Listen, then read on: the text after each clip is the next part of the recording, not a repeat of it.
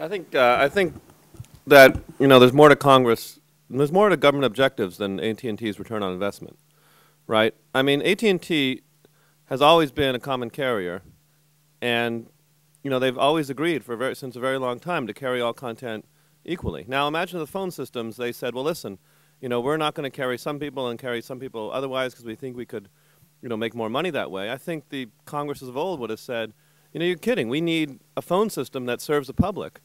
And, it's important that you make a certain amount of money. We have no question about that. But, we're not going to let you threaten the country's infrastructure, for the sake of some additional marginal revenue. I mean, they make plenty of money. Right now, they're operating under a net neutrality rule, thanks to the FCC. And they're making fine. I mean, their investments are doing fine. But there is a limit to what the government can allow people who are basically running the national infrastructure to do. Right? There are basic rules of the road they need to play by for the benefit of the whole nation, not for their individual benefit. Right? I'm not even sure whether they actually, having been in the industry, I'm not really sure even if they make more money by discriminating. But even if they do, there is a point at which you just have to stand up.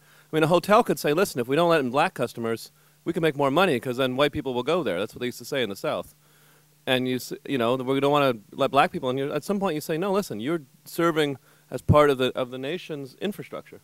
And therefore, you have to be non-discriminatory. That is your duty. We give you a lot. We give you immunity against lawsuits. We give you, I mean, you are basically a part, I mean, AT&T is almost part of the government sometimes. And there are certain rules you have to abide by if you're going to be trusted with that role. And I think that's where the government has to stand up. And just to continue on Tim's point, for 2 points here. The first is his point about phones. Now, phones have a limited capacity. They've always had a limited capacity. If I don't know if you've ever experienced this on your cell phone, but you can certainly make calls and they'll say that all lines are busy and you can't make that call. What they can't do is they can't look at your phone and say, well, you're calling your brother, so we're going to let you through, but if you're calling your friend over here, we're not going to let you through. There are limitations, and we understand that there are technical limitations on networks, but that doesn't mean that they can, based on the type of content you're doing or the type of data you're sending through, that they should be allowed to make those distinctions based on that. And this also follows from the whole infrastructure point. This is now part of the national infrastructure, and certain things need to be protected from private interests when they become important enough to the nation as a whole.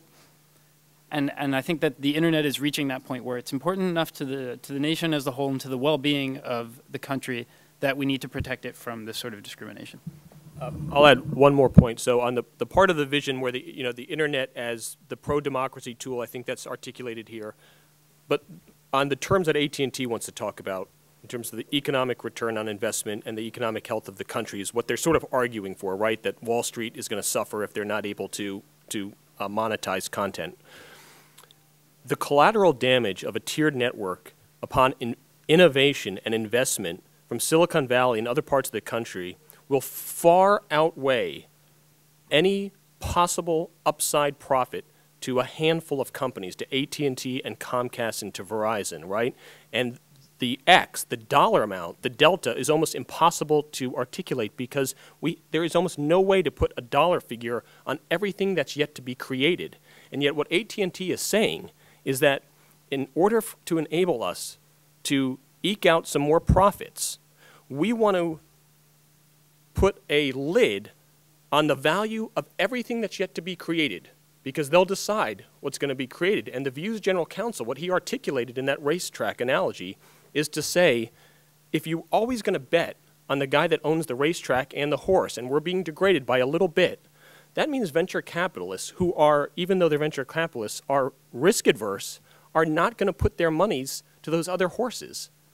And so even on AT&T's sort of terms of arguing about this, I think it's a clear choice. Let me add just a quick point. When we filed our petition, 3 professors ended up signing on that had the internet programs at the law schools of Harvard, Yale, and Stanford. And one of those said recently to me, I have a lot of former students in the computer science programs and in these fields who have told me that venture capitalists will not fund them with these kinds of innovations because if they become successful, they will be blocked by the cable and phone companies. And her students have come to her telling her that. That is the actual real cost of these bright young, brilliant young students coming up with great ideas, and they can't be funded.